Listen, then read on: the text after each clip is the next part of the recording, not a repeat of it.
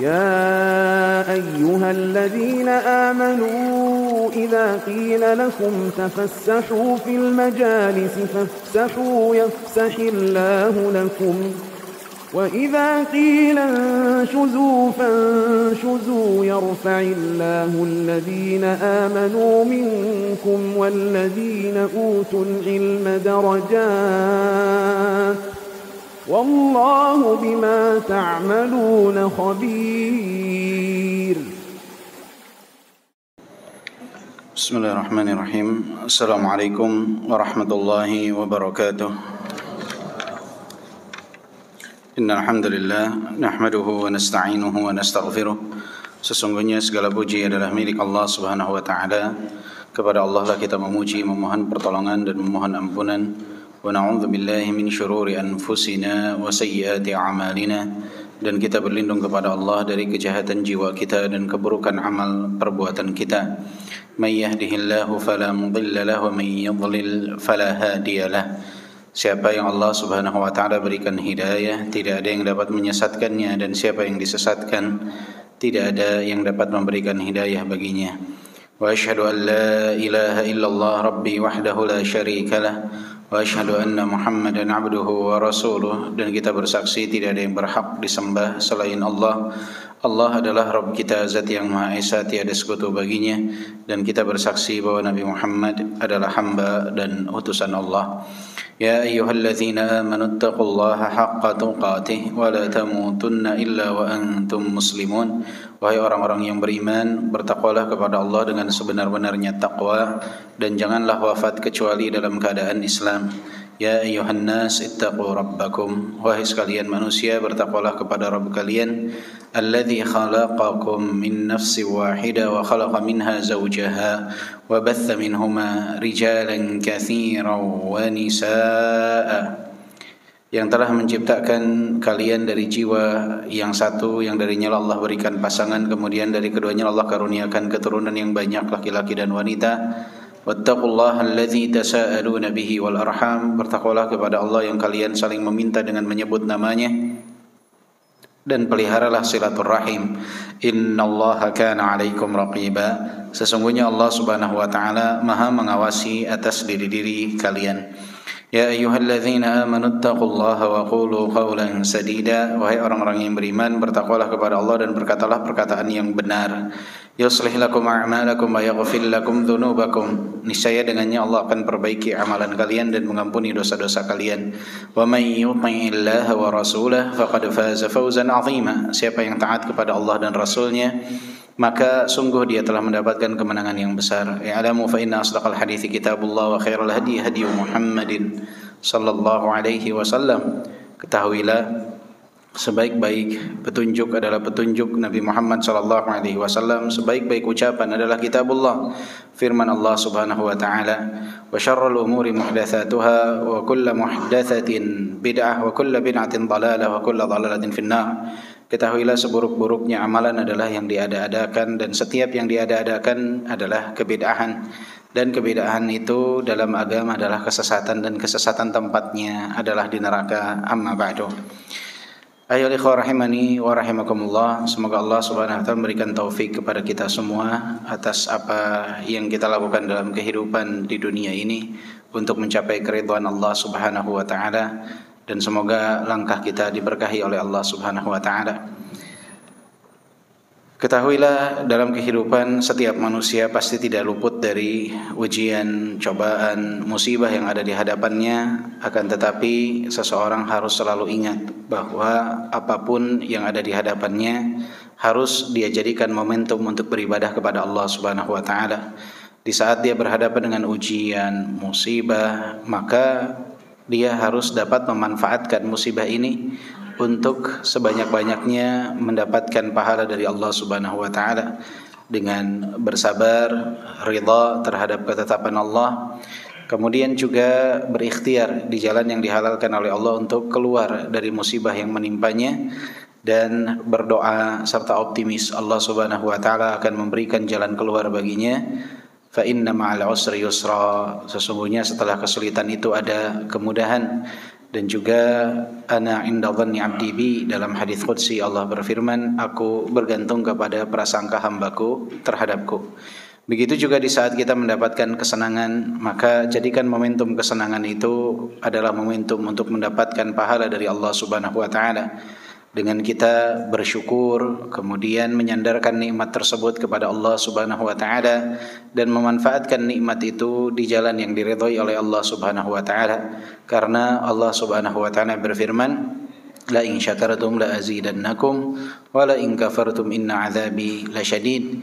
Jika kalian bersyukur, maka aku akan tambahkan nikmat bagi kalian. Akan tetapi jika kalian kufur, ketahuilah azabku sangatlah pedih. Maka seorang hamba yang beriman kepada Allah Subhanahu wa taala, dia akan memanfaatkan setiap momentum dalam kehidupan dia bagaimana untuk mendapatkan pahala sebanyak-banyaknya dari Allah Subhanahu wa taala. Sedangkan orang yang lalai, di saat dia mendapatkan musibah, dia tidak memanfaatkannya justru untuk mendapatkan pahala dari Allah. Bahkan condong lebih banyak dosa yang dia dapatkan daripada musibah yang dia terima. Dengan apa? Dia tidak ridha terhadap ketetapan Allah, kemudian tidak bersabar menghadapi musibah, menempuh jalan yang diharamkan oleh Allah untuk keluar dari musibah tersebut, dan juga berdoa meminta kepada selain Allah, bersandar kepada selain Allah, berharap kepada selain Allah, padahal harusnya dia hanya berharap kepada Allah Subhanahu wa taala. Begitupun orang-orang yang lalai ketika mendapatkan nikmat, dia tidak jadikan momentum itu untuk mendapatkan pahala dari Allah. Justru nikmat itu menjadi musibah besar bagi dirinya, musibah di dalam agamanya. Dia kufur terhadap nikmat itu, menyandarkan nikmat kepada kemampuan dirinya. Kemudian juga seringkali mereka manfaatkan nikmat itu di jalan yang dimurkai oleh Allah Subhanahu wa taala. Jadi itulah perbedaan antara hamba yang beriman dan hamba yang lalai. Hamba yang beriman akan memanfaatkan setiap kondisi untuk mendulang pahala dari Allah, dan hamba yang lalai, dia akan tergelincir di saat mendapatkan musibah, juga akan tergelincir di saat mendapatkan nikmat. Dan lebih banyak orang yang tergelincir itu saat mendapatkan nikmat dibandingkan saat terkena musibah. Jadi ujian yang paling besar itu justru saat mendapatkan nikmat yang banyak dari Allah Subhanahu wa taala. Karena sedikit yang berhasil lulus dari ujian tersebut. Berbeda dengan yang mendapatkan ujian berupa musibah, kekurangan dari banyak hal, condong banyak yang bersabar. Jadi kalau kita bandingkan antara orang yang sakit dengan orang yang sehat, lebih banyak mana yang bermaksiat kepada Allah? Yang sehat tuh condong lebih banyak yang maksiat. Yang sakit ada tidak yang bermaksiat kepada Allah? Ada, tetapi kecondongannya enggak. Mereka sadar dirinya lemah, akhirnya banyak ibadah, banyak berdoa. Ada juga tidak yang tergelincir. Ada, dia berobat ke pengobatan yang tidak sesuai dengan ketentuan syariat, kemudian melakukan ritual-ritual yang bertentangan dengan syariat. Ada juga yang tergelincir, tapi mayoritasnya saat terkena musibah dia mengarah kepada ketaatan. Tapi saat mendapatkan nikmat, sedikit yang mengarah kepada ketaatan. Maka kita harus menjadi hamba yang cerdas, baik saat mendapatkan nikmat atau saat mendapatkan musibah. Dan itu tidak mudah. Jadi hal tersebut kalau tidak kita latih secara bertahap, itu tidak mudah. Sangat-sangat tidak mudah. Bahkan berapa banyak orang yang Allah Subhanahu wa taala karuniakan nikmat, kemudian dia tergelincir dalam hal tersebut. Jadi bukan sesuatu yang mudah. Jangan berpikir bahwa kalau saya kajian sepekan sekali, saya nanti 1 tahun kemudian kalau dapat musibah saya pasti akan bisa memanfaatkannya untuk mendapatkan pahala dari Allah. Saya pasti kalau dapat nikmat akan memanfaatkannya untuk mendapatkan keridhaan. Belum tentu. Kajian 1 pekan 1 kali dalam 1 tahun belum tentu. Bahkan yang setiap hari kajian selama 20 tahun pun belum tentu lulus ketika diuji oleh Allah Subhanahu wa taala dalam nikmat ataupun dalam musibah. Terus bagaimana? Sandarkan diri kita kepada Allah. Kalau kita bersandar kepada diri nggak akan mampu. Maka selalu berdoa kepada Allahumma ja'alna minasyakirin, Allahumma ja'alna minassabirin. Minta kepada Allah Subhanahu wa taala. Karena ujian tersebut tidak akan mampu kita lewati kalau bersandar kepada kemampuan diri. Sepintar apapun, secerdas apapun. Berapa banyak orang yang pintar, yang hafal Al-Quran, yang hafal hadis, mereka tergelincir dalam fitnah demi fitnah. Bukankah mereka memiliki ilmu, punya ilmu, tetapi bisa tergelincir dalam fitnah?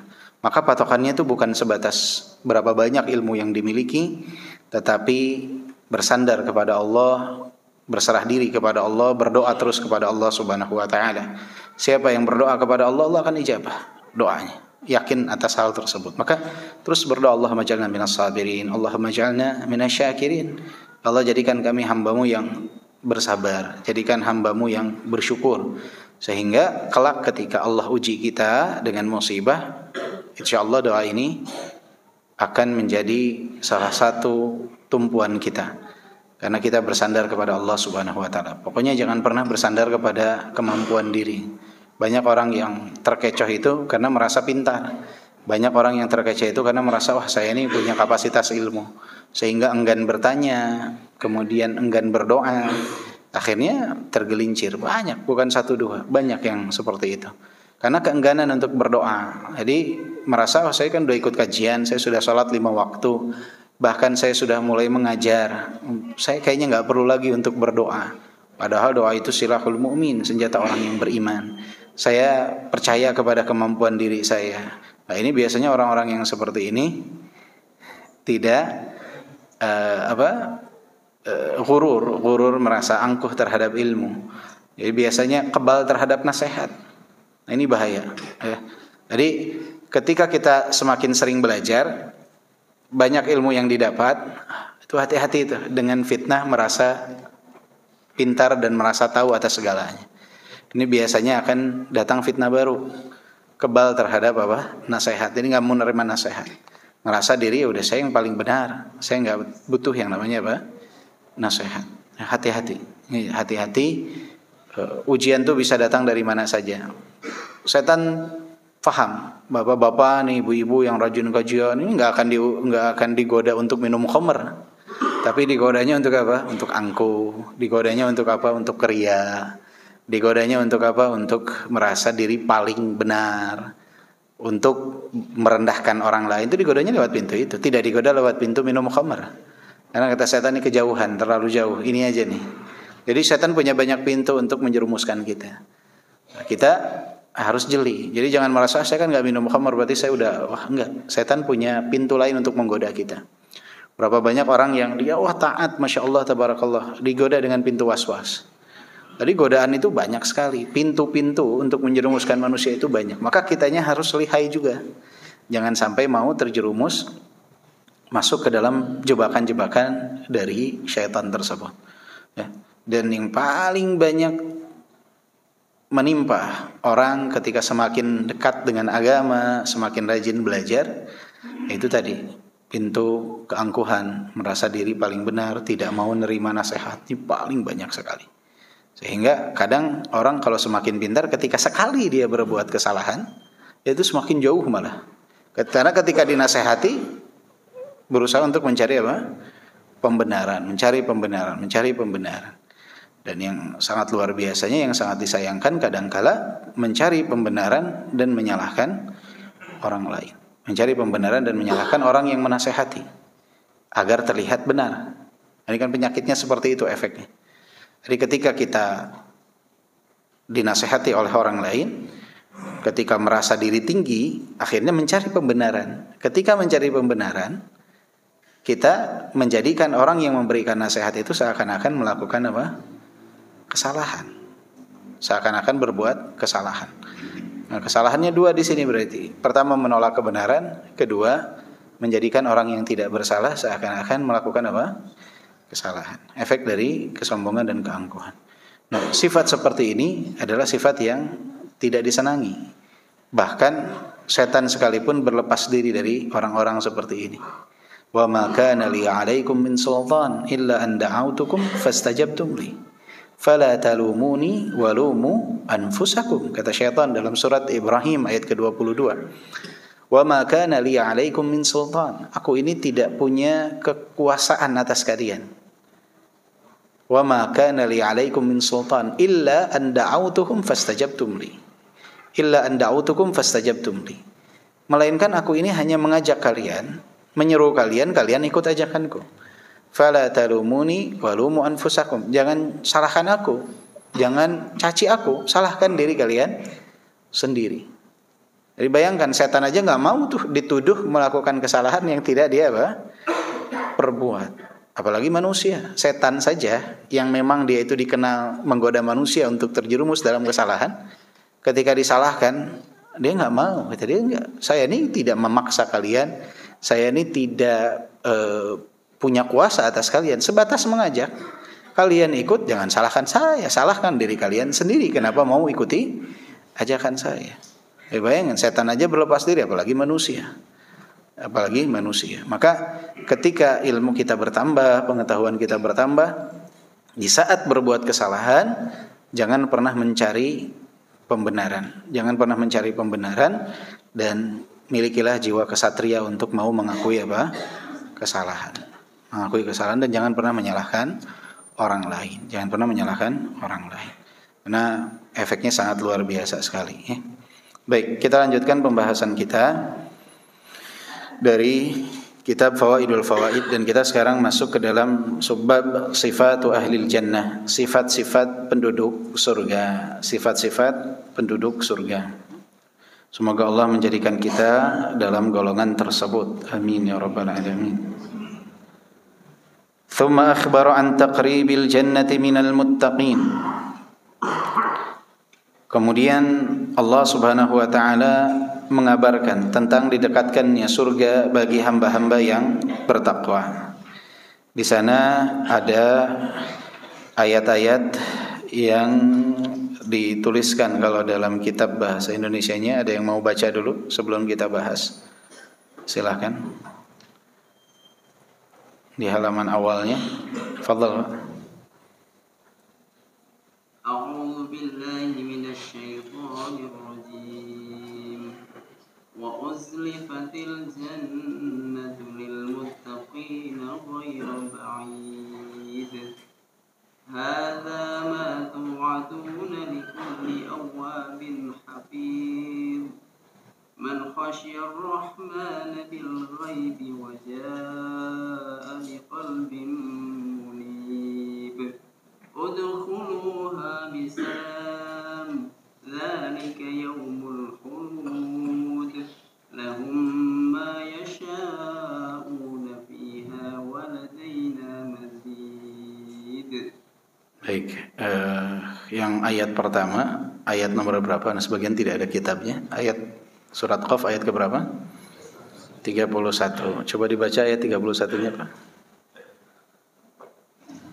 Ayatnya Ya, ayatnya sama artinya boleh. wa uzlifatil jannatu lil muttaqina ghayra ba'id. Sedangkan surga didekatkan kepada orang-orang yang bertakwa pada tempat yang tidak jauh dari mereka. Baik. Di sini disebutkan thumma akhbar an taqribil jannah minal muttaqin. Jadi surat Qaf ayat ke-31 itu mengabarkan tentang didekatkannya surga bagi hamba-hamba yang bertakwa. Wa anna ahlaha humul ladzina ittasafu bihadhihi sifatil arba'. Dan penduduk surga tersebut adalah mereka yang memiliki sifat-sifat yang akan disebutkan di dalam ayat-ayat selanjutnya. Dan surga ini adalah sesuatu yang diharapkan oleh hamba-hamba Allah Subhanahu wa taala. Sebagaimana di dalam sebuah hadis yang sangat panjang yang diriwayatkan oleh Al-Imam Al-Bukhari, di saat Allah Subhanahu wa taala di bumi ini memiliki malaikat-malaikat yang ditugaskan secara khusus untuk mencari hamba-hamba yang berzikir, yang mengingat Allah Subhanahu wa taala. Dan disebutkan dalam hadis tersebut, ketika mereka menemukan orang-orang yang berzikir kepada Allah Subhanahu wa taala, mereka mengatakan tanadau halummu ila hajatikum. Mereka saling berseru untuk melihat apa yang menjadi tujuan mereka yang ditugaskan oleh Allah Subhanahu wa taala. Kemudian dengan sayap-sayap mereka, mereka pun naik ke langit dunia. Dan Allah bertanya kepada mereka, "Madza yaqulu ibadi?" Apa yang diucapkan oleh hamba-hambaku? Dan Allah Maha tahu atas jawaban yang akan mereka jawab. Dan malaikat menjawab, "Yusabbihunak, yuhammidunak, wa yumajjidunak, wa yukabbirunak." Mereka bertasbih kepadamu, mereka memujimu, mereka mengagungkanmu, mereka bertakbir kepadamu. Kemudian Allah bertanya, "Fahal ra'auni?" Apakah mereka melakukan hal tersebut? Mereka sudah pernah melihatku? Kemudian malaikat menjawab, "La ya Rabb, ma ra'auk." Tidak ya Allah, mereka belum pernah melihatmu. Fa kaifa idza ra'auni? Bagaimana jika mereka sudah melihatku? Maka malaikat mengatakan, andaikan mereka sudah melihatmu ya Allah, pastinya mereka akan semakin giat untuk mendekatkan diri kepadamu. Kemudian Allah bertanya, "Famadza yas'alun?" Apa yang diminta oleh hamba-hambaku? Malaikat menjawab, "Yas'alunakal jannah." Mereka meminta surgamu. Fahal ra'auha? Apakah mereka sudah pernah melihat surga tersebut? Malaikat menjawab, "La ya Rabb, ma ra'auha." Tidak ya Allah, mereka belum pernah melihat surga itu. Fa kaifa idza ra'auha? Bagaimana jika mereka sudah melihat surga itu?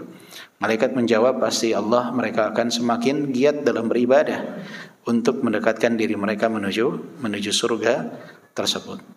Jadi Masya Allahnya hamba-hamba Allah ini, mereka belum pernah diperlihatkan surga, tetapi mereka meminta surga Allah Subhanahu wa taala. Keimanan yang sangat luar biasa. Sehingga di akhir hadis tersebut, ketika Allah bertanya dari apa mereka mohon perlindungan, dijawab oleh malaikat dari neraka.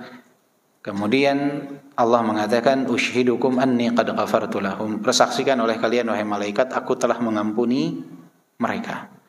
Aku telah mengampuni dosa-dosa mereka.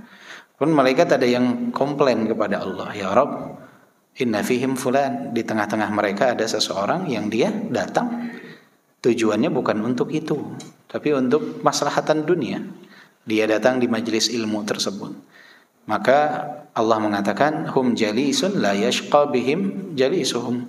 Mereka adalah teman duduk yang tidak akan pernah merugi orang-orang yang duduk bersama dengan mereka. Bayangkan, orang yang berzikir kepada Allah Subhanahu wa taala, mengharap surga Allah, takut akan neraka Allah, ini menjadi sebab seseorang akan diampuni oleh Allah Subhanahu wa taala selangkah menuju surga Allah. Bahkan tidak hanya dia, orang-orang yang duduk di sekitarnya pun akan mendapatkan keutamaan yang serupa. Dan di dalam ayat ini, ayat ke-31 dalam surat Qaf, "Wa uzlifatil jannatu lil muttaqina ghaira ba'id." Dan surga ini didekatkan kepada mereka, ya, untuk orang-orang yang bertakwa, untuk orang-orang yang bertakwa. Dan sifat penduduk surga ini disebutkan di ayat-ayat berikutnya. Di ayat ke-32 apa yang disebutkan?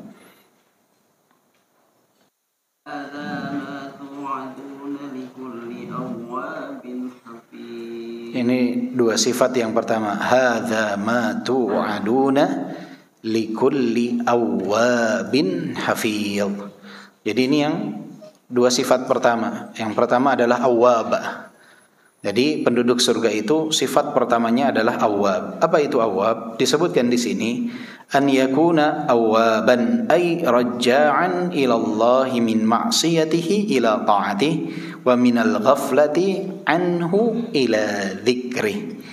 Yang dimaksud dengan awwab adalah orang-orang yang kembali kepada Allah Subhanahu wa taala dari kemaksiatan menuju ketaatan, dari kelalaian menuju mengingat Allah Subhanahu wa taala. Wa qala Ubaid ibn Umair, berkata Ubaid ibn Umair, al-awwab alladhi yatadhakkaru dhunubah thumma yastaghfiru minha, yaitu mereka orang-orang yang mengingat dosa-dosanya kemudian memohon ampun atas dosa-dosa tersebut. Wa qala Sa'id ibn al-Musayyib, berkata Sa'id ibn al-Musayyib, huwa alladhi yadhnab thumma yatub thumma yadhnab thumma yatub. Mereka adalah orang-orang yang berdosa, kemudian bertaubat, kemudian berdosa, kemudian bertaubat. Awwab, bertaubat, banyak bertaubat kepada Allah Subhanahu wa taala, kembali dari kesalahan kepada ketaatan, kembali dari kelalaian kepada mengingat Allah Subhanahu wa taala. Jadi tidak ada manusia yang tidak bersalah. Kita semua banyak memiliki dosa.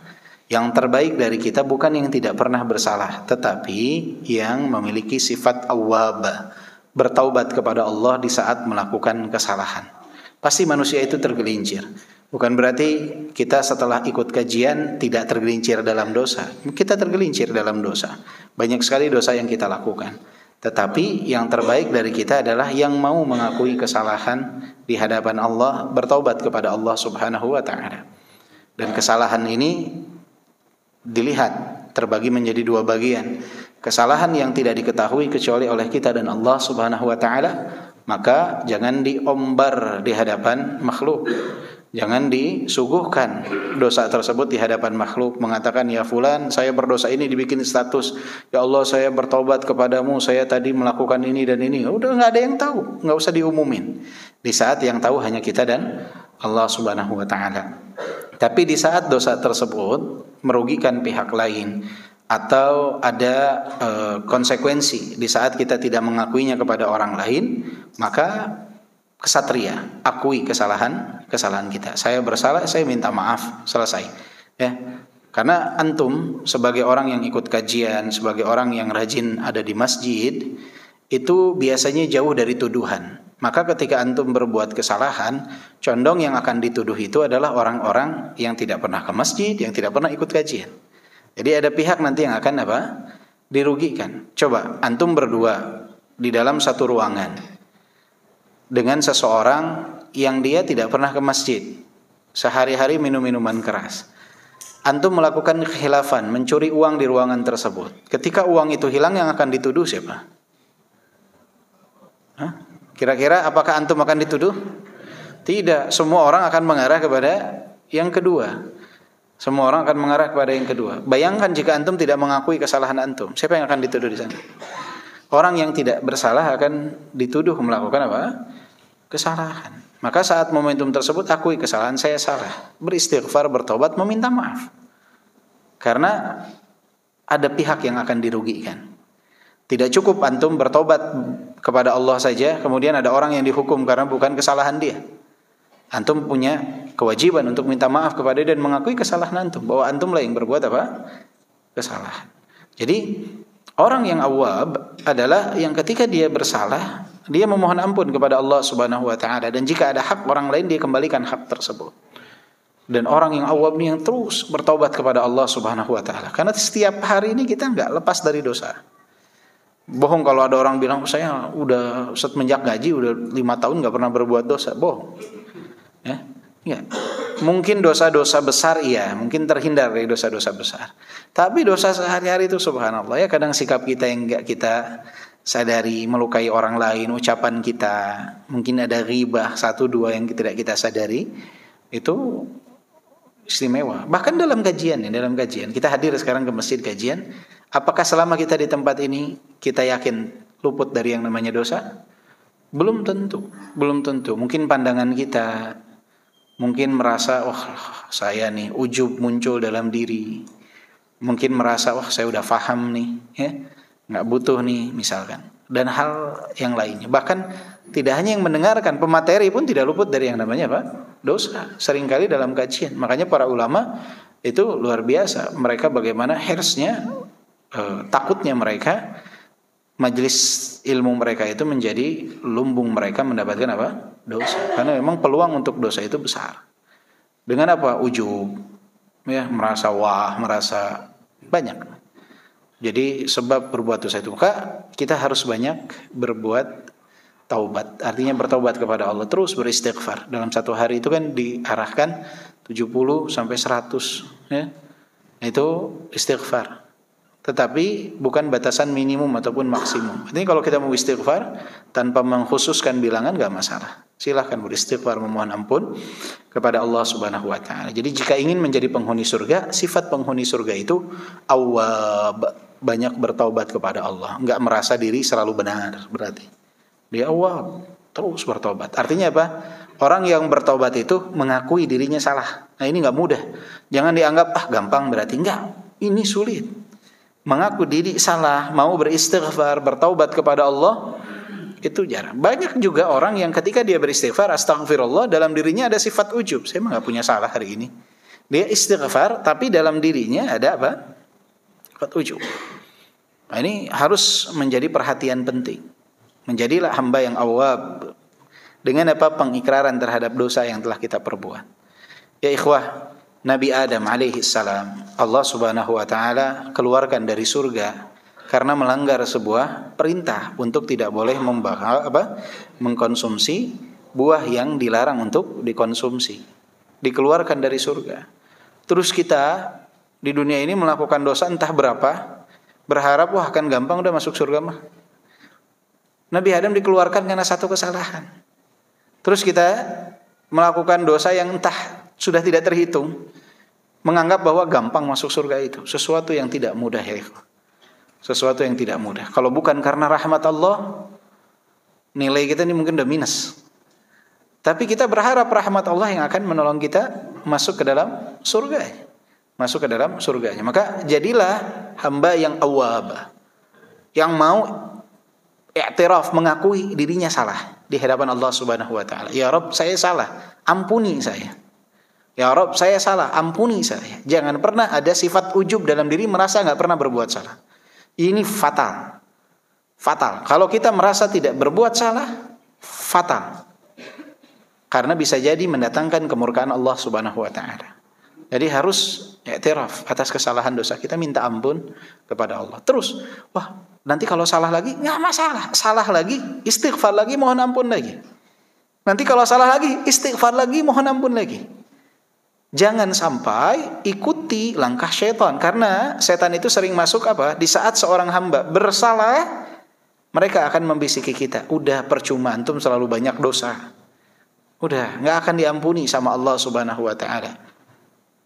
Dibikin yas, dibikin putus asa atas rahmat Allah Subhanahu wa taala. Akhirnya udah enggak mau lagi bertaubat. Karena menganggap udah terlalu banyak dosa ini pun salah. Kenapa? Wala tayasu min rauhillah. Jangan kalian putus asa dari rahmat Allah Subhanahu wa taala. Enggak boleh putus asa dari rahmat Allah. Ya, hati-hati.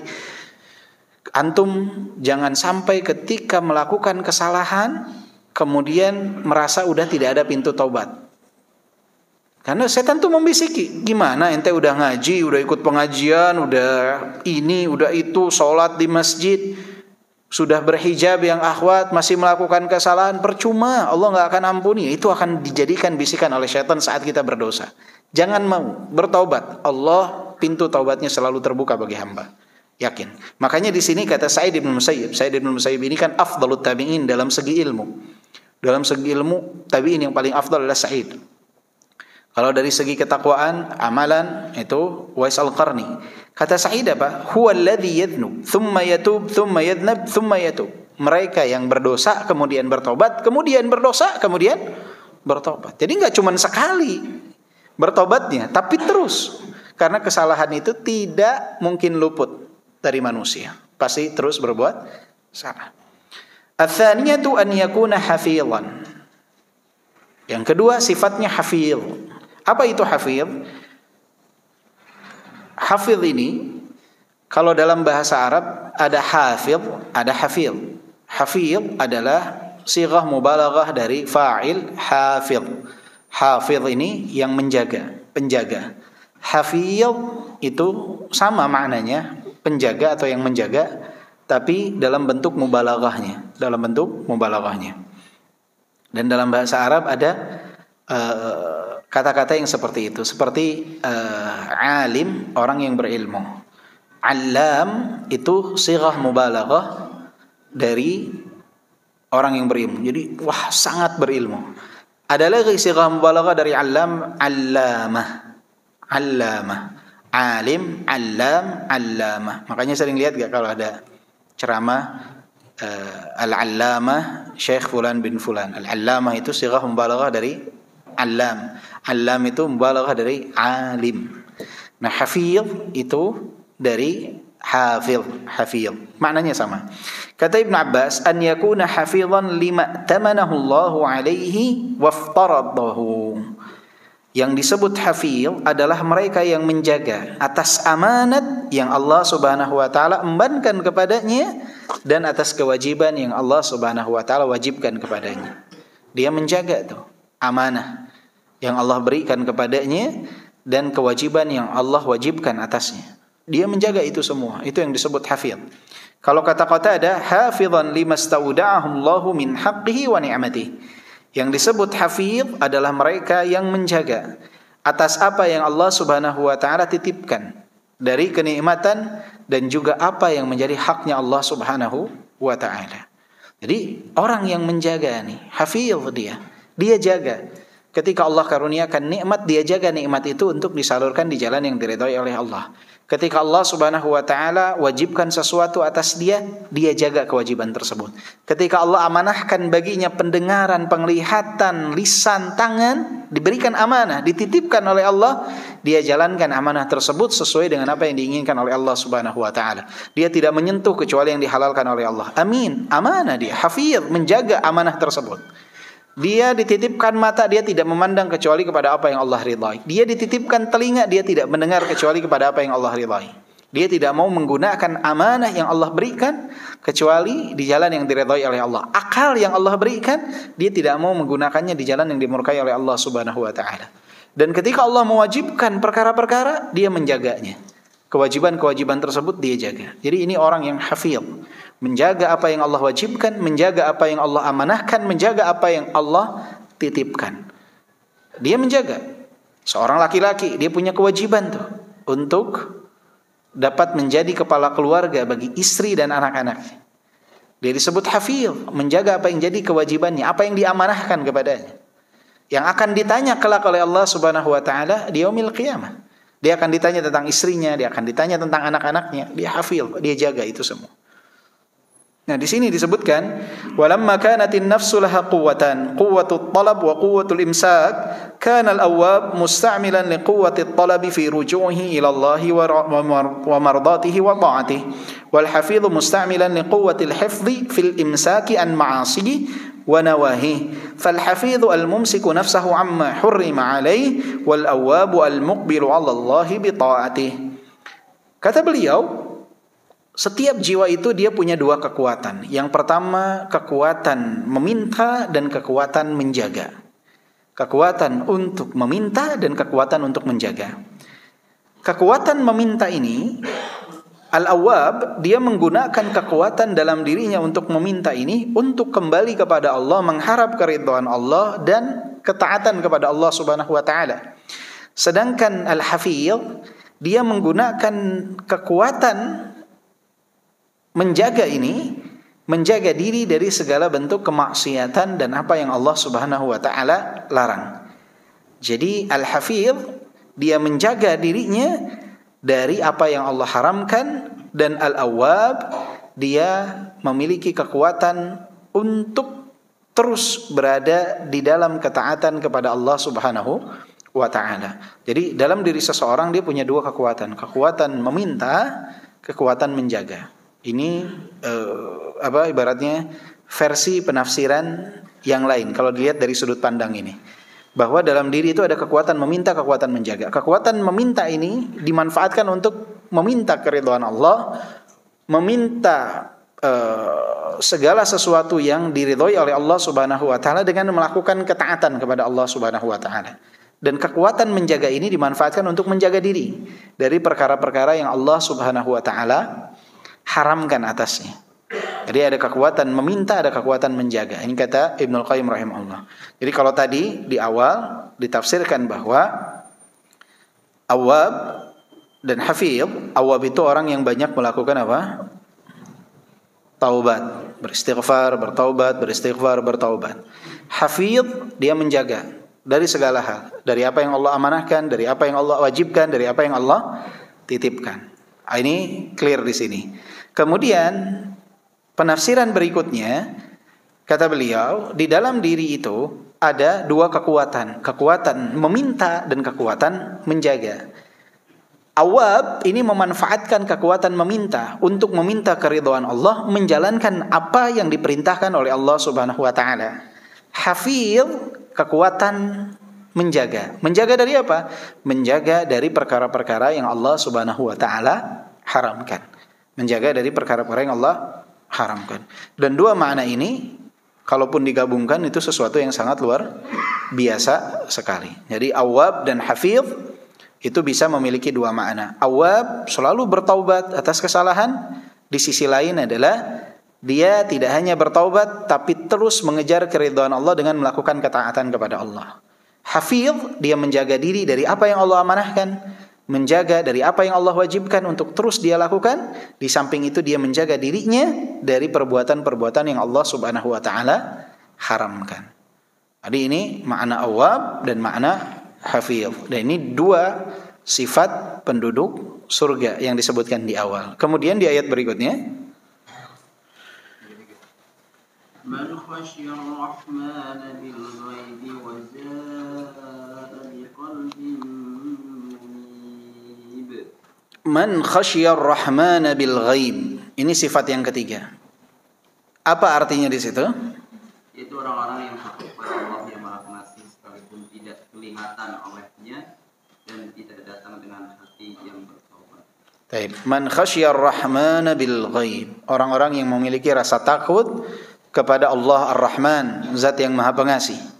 Walaupun dia tidak melihat Allah Subhanahu wa taala, tapi dia takut kepada Allah Subhanahu wa taala. Dan ingat, rasa takut kepada Al-Khaliq berbeda dengan rasa takut kepada makhluk.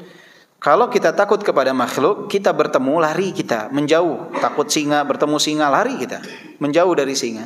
Tapi rasa takut kepada Al-Khaliq itu konsepnya berbeda. Rasa takut kepada Sang Pencipta, kepada Allah, menjadikan kita semakin dekat dengan Allah Subhanahu wa taala.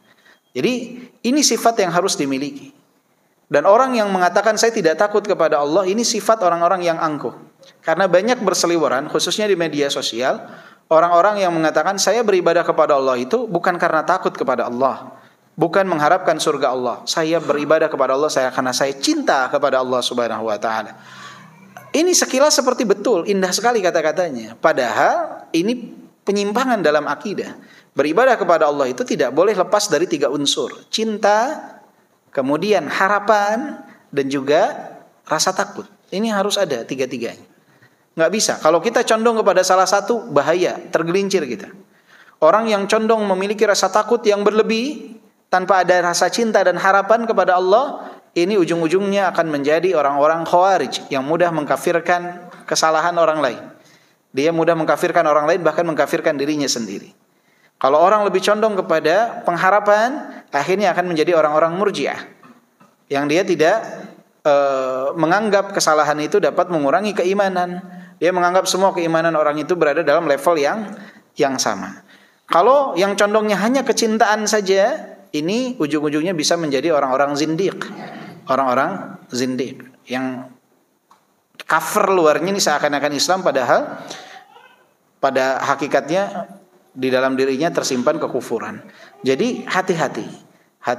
Nah, biasanya ciri khas orang zindiq itu mencari zallatul ulama, pendapat yang tergelincir dari para ulama diambil-ambilin, dicomot-comotin. Yang penting dia lihat, wah ini bisa jadi pembenaran. Itu biasanya orang zindik seperti itu. Dia jadikan pembenaran. Dia nggak lihat dalil itu sahih nggak. Dilihat ada yang berpendapat, diambil. Lemah selemah-lemahnya, disebut khilaf yang tidak mu'tabar, dia tetap ambil. Kenapa? Karena sesuai dengan hawa nafsu, yang dicari adalah pembenaran. Nah, hati-hati. Jadi tiga-tiganya ini harus. Dan salah satunya adalah sifat penduduk surga itu yang paling banyak orang tidak memilikinya, itu adalah justru apa? Kalau yang berharap kepada Allah banyak, yang mengaku cinta kepada Allah banyak, tapi yang takut kepada Allah itu sedikit. Jadi seringnya kaum muslim itu membaca Allah Ghafurur Rahim, tapi lupa azab Allah sangat pedih. Ya, man khasyar rahmana bil ghaib, takut kepada Allah. Ada konsekuensinya apa di sini? Ya tadammanul iqraru bi wujudihi wa rububiyyatihi wa qudratihi wa ilmihi wa tilaihi ala tafasili ahwalil 'abd. Orang yang mengaku dia memiliki rasa takut kepada Allah Subhanahu wa taala, ini mencakup di dalamnya pengikraran terhadap adanya Allah Subhanahu wa taala. Dia kalau takut kepada Allah berarti dia mengikrarkan ada Allah Subhanahu wa taala. Baik dalam rububiyah Allah Subhanahu wa taala ataupun dalam kudrahnya Allah Subhanahu wa taala, bahwa Allah mampu melakukan segala sesuatu. Dan dia menyadari atas ilmunya Allah Subhanahu wa taala, dan Allah Maha mengawasi atas segala sesuatu sampai hal-hal terperinci yang dilakukan oleh hamba. Orang yang takut kepada Allah berarti dia sadar Allah Maha mengetahui atas apa yang dia lakukan. Allah Ar-Raqib, Allah Maha mengawasi. Ketika dia takut kepada Allah, berarti dia tahu Allah Maha mampu untuk melakukan segala sesuatu. Itu mencakup itu semua. Jadi orang yang disebut memiliki rasa takut kepada Allah, dia tahu Allah Maha mampu melakukan segala sesuatu. Ala kulli syai'in qadir. Dia tahu bahwa Allah Maha melihat atas apa yang dia lakukan. Allah Maha mengetahui atas apa yang dia lakukan. Idza khalauta ad-dahra yawman fala taqul khalautu walakin qul alayya raqibu wa la tahsabanna Allah yaghfulu sa'atan wala anna ma tukhfi alayhi yaghibu. Idza khalauta ad-dahra yawman fala taqul khalautu. Jika suatu hari engkau berada dalam kesendirian, jangan pernah berkata aku sendiri. Walakin qul alayya raqibu. Katakanlah sesungguhnya ada yang mengawasiku. Wala tahsabannallaha yaghfulu sa'atan wala anna ma tukhfi alaihi yaghibu. Jangan pernah mengatakan Allah lalai walaupun sesaat. Dan jangan pernah mengatakan Allah tidak mengetahui sesuatu yang kita lakukan. Allah Maha tahu semuanya. Jadi Allah Maha mengawasi, Allah Maha tahu. Nah ini ketika orang punya rasa takut kepada Allah, berarti dalam dirinya ada poin-poin ini harus ada dalam dirinya. Dia tahu Allah Maha mengawasi, Allah Maha mengetahui, Allah Maha mampu melakukan segala sesuatu. Dia nggak berani berbuat kesalahan. Kenapa? Efeknya Allah Maha mampu untuk membalikan segalanya dengan semudah mungkin. Wa yatadammanu al-iqrar bi kutubihi wa rusulihi wa amrihi wa nahyihi wa yatadammanu al-iqrar bi wa'dihi wa wa'idihi wa liqa'ihi fala tasihu khasyatur rahman bil ghaib illa ba'da hadza kulli. Kemudian juga orang yang mengaku memiliki rasa takut kepada Allah Subhanahu wa taala, maka di dalam pengikrarannya tersebut dia harus mengikrarkan dia beriman kepada kutub-kutub Allah Subhanahu wa taala, rasul-rasul Allah Subhanahu wa taala, kitab-kitab yang Allah Subhanahu wa taala turunkan, rasul-rasul yang Allah Subhanahu wa taala utus, perintahnya, larangannya, dia harus mengikrarkan itu semua. Jadi enggak ada bilang saya percaya kepada Allah Subhanahu wa taala tapi saya enggak beriman kepada ini, tapi saya enggak mau. Saya enggak merasa ini adalah perintah Allah. Saya mau menolak larangan Allah Subhanahu wa taala. Ini enggak tepat. Gimana? Anda beriman, Anda memiliki rasa takut kepada Allah, itu harus mencakup di dalamnya keimanan terhadap kitab-kitab Allah, keimanan terhadap rasul-rasul Allah Subhanahu wa taala. Allah lah yang memberikan larangan-larangan ini. Allah lah yang memberikan perintah-perintah ini. Kita harus mengikrarkan itu semua. Jadi enggak klop tuh kalau bilang takut tapi nggak mau beriman, takut tapi tidak mau taat, takut tapi tidak mau menjauhi kemaksiatan. Aneh. Kalau ada orang, saya takut kepada Allah, Anda takut kepada Allah? Takut kepada Allah. Terus kenapa lalai dalam ketaatan? Anda takut kepada Allah, kenapa mengerjakan perbuatan yang Allah Subhanahu wa taala larang dengan sadar sesadar-sadarnya? Kenapa berbohong? Kenapa berdusta? Kenapa memfitnah? Kenapa melakukan ghibah? Anda takut kepada Allah, tapi kok nggak terlihat rasa takut kepada Allah tersebut? Jadi kalau mengaku takut kepada Allah ada konsekuensinya. Kemudian juga mengiyakan tentang apa yang Allah janjikan, mengimani tentang apa yang Allah janjikan dan apa yang Allah Subhanahu wa taala berikan peringatan, dan tentang perjumpaan dengan Allah, bahwa nanti ada yaumul hisab, ada hari perhitungan. Takut. Orang yang takut kepada Allah tahu nanti ada hari perjumpaan, nanti ada hari pertemuan, nanti ada hisab, nanti itu dia tahu itu semua. Orang yang memiliki rasa takut kepada Allah, dia harus mengikrarkan itu semua. Dia harus mengikrarkan, dia yakin tentang janji-janji Allah, tentang surga bagi mereka yang bertakwa, neraka bagi mereka yang berdosa, tentang padang mahsyar, tentang peringatan dari Allah Subhanahu wa taala. Jadi orang yang ketika mengatakan saya takut kepada Allah Subhanahu wa taala, itu sifat yang sangat istimewa karena di dalamnya memiliki makna yang luar biasa. Rasa takut itu tidak tumbuh kecuali dari hal-hal tersebut yang menjadi pilar-pilar dari rasa takut tersebut. Kemudian poin yang keempat adalah wajaa biqalbim munib. Wajaa biqalbim munib. Artinya apa? Dalam kitab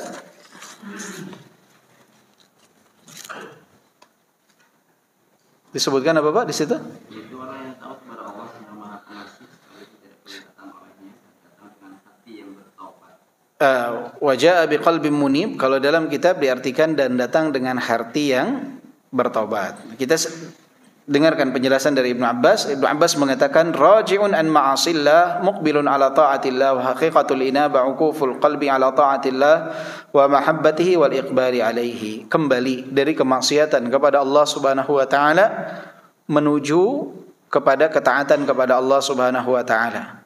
Jadi orang yang memiliki hati yang munib adalah hati yang dia bertaubat kembali kepada Allah Subhanahu wa taala.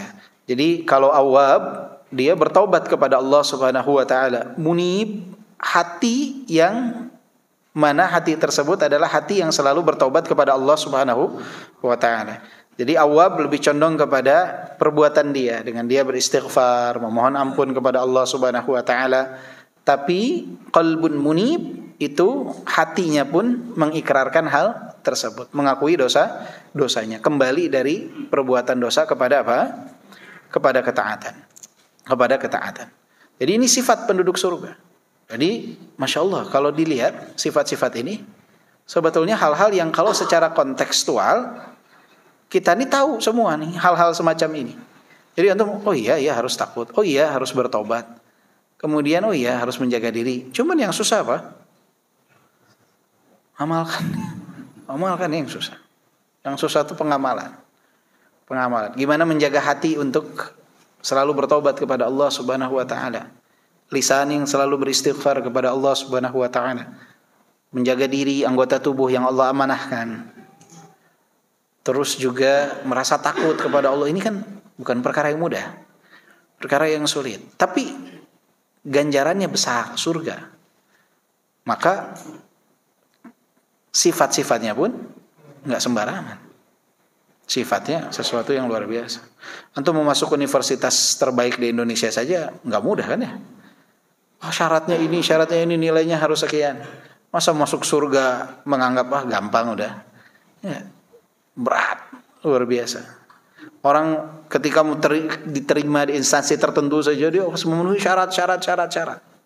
Masuk surga itu syaratnya luar biasa. Enggak mudah. Yang membuat mudah adalah rahmat Allah Subhanahu wa taala. Maka minta rahmat Allah Subhanahu. Kalau ngandelin amalan kita enggak akan masuk kita. Susah untuk masuk. Dengan seminimnya amalan kita, jangankan kita, para sahabat saja takut. Amalan mereka enggak cukup. Abu Hurairah saja sampai menangis saat sakaratul maut.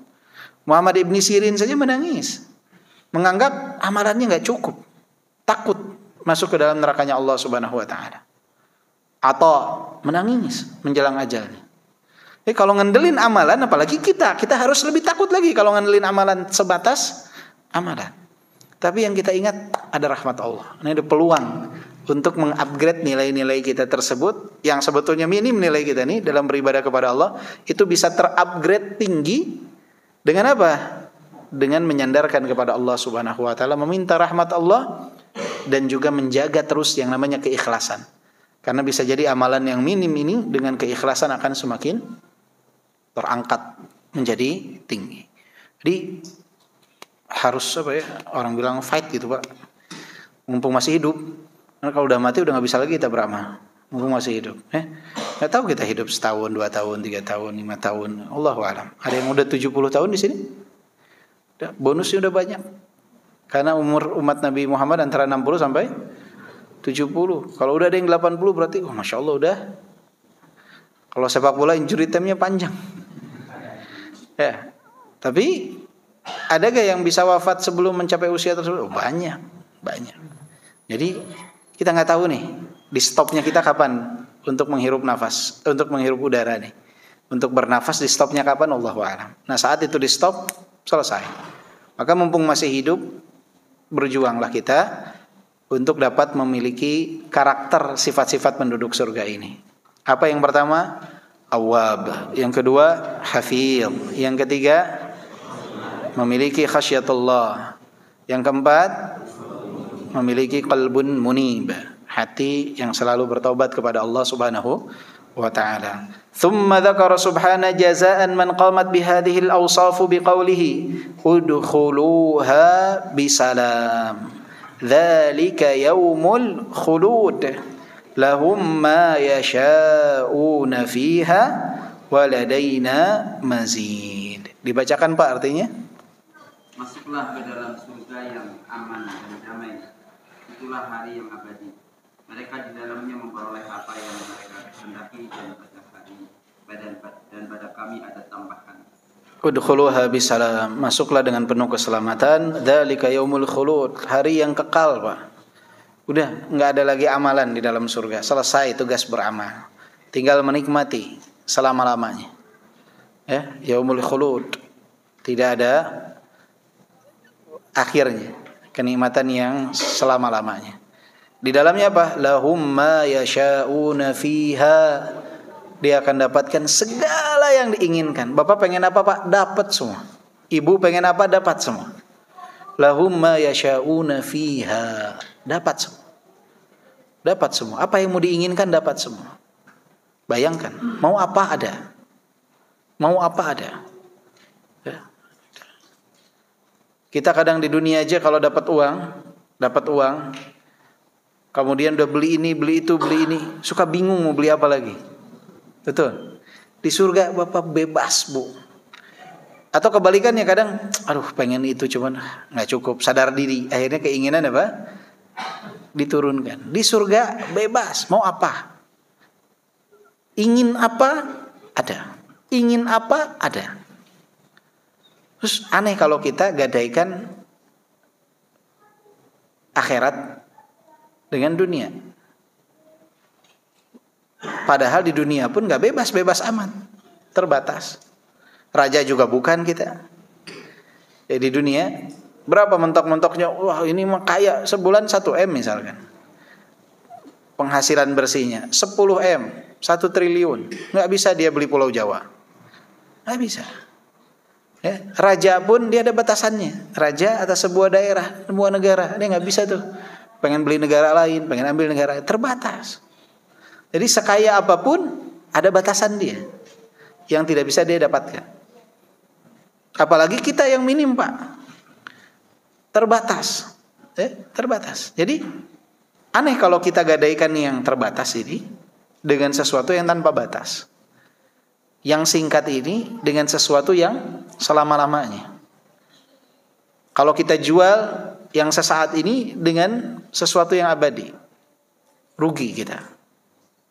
Mendingan secukupnya di sini, apa yang dikasih dimanfaatkan untuk bekal menuju alam yang selamanya. Dan ingat, selain apa yang kita inginkan, Allah katakan apa? Waladaina mazid. Waladaina mazid. Apa diartikan di situ? Dan bagi kami tambahannya. Apa tambahannya? Kata para ulama di dalam tafsir yang lainnya disebutkan, dan tambahan dari Allah itu adalah kenikmatan terbesar di dalam surga. Wujuhu yawma idzin nadhirah ila rabbiha nadhirah. Ila rabbiha nadhirah, yaitu memandang wajah Allah Subhanahu wa taala, dan itu adalah kenikmatan terbesar di dalam surga. Jadi bukan apa yang kita inginkan, tapi melihat Allah adalah kenikmatan terbesar di dalam surga. Kenikmatan yang tiada tara. Kenikmatan yang paling istimewa di surga adalah ketika berkesempatan melihat Allah Subhanahu wa taala. Itu kenikmatan terbesar di dalam surga. Makanya Allah sebutkan waladaina mazid. Waladaina mazid. Kata para ulama, ini adalah nikmat terbesar dalam surga, yaitu di saat seseorang diberikan kenikmatan untuk memandang Allah Subhanahu wa taala. Maka Bapak-bapak dan ibu-ibu sekalian yang dimuliakan oleh Allah Subhanahu wa taala, semoga kita termasuk dalam golongan orang-orang yang dapat selalu berikhtiar, berusaha untuk mendapatkan surga Allah Subhanahu wa taala, berusaha untuk dapat meraih sifat-sifat yang disebutkan di dalam ayat-ayat ini, sifat-sifat penduduk surga, awwab yang selalu bertaubat, hafidh yang selalu menjaga diri atas apa yang Allah amanahkan, atas apa yang Allah wajibkan, menjaga diri dari kemaksiatan, kemudian memiliki khasyatullah, rasa takut kepada Allah, dan juga memiliki qalbun munib, hati yang selalu bertaubat kepada Allah Subhanahu wa taala. 4 hal ini mungkin kita ketahui, tapi ketahuilah yang paling sulit mengamalkannya. Maka berdoa, minta kepada Allah Subhanahu wa taala agar memiliki sifat-sifat tersebut. Wallahu a'lam bissawab. Ada yang mau ditanyakan, boleh lewat kertas mungkin.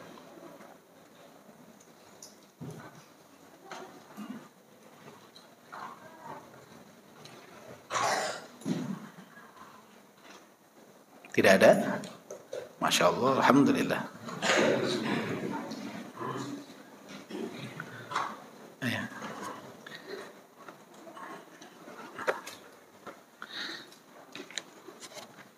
Baik. Ayo ikhwah, kalau memang tidak ada, alhamdulillah ya. Sedikit mengingatkan bapak-bapak dan ibu-ibu sekalian yang dimuliakan oleh Allah Subhanahu wa taala. Kaidah dari Nabi sallallahu alaihi wasallam.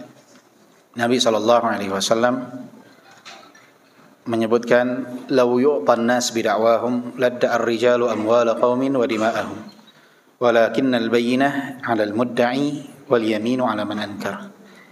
Andaikan setiap orang itu diberikan atas apa yang mereka klaim, mereka akui, maka akan hilang darah dan kehormatan manusia. Kalau setiap orang berkata kemudian diiyakan, disetujui, maka akan hilang darah dan kehormatan manusia karena masing-masing akan saling mengklaim.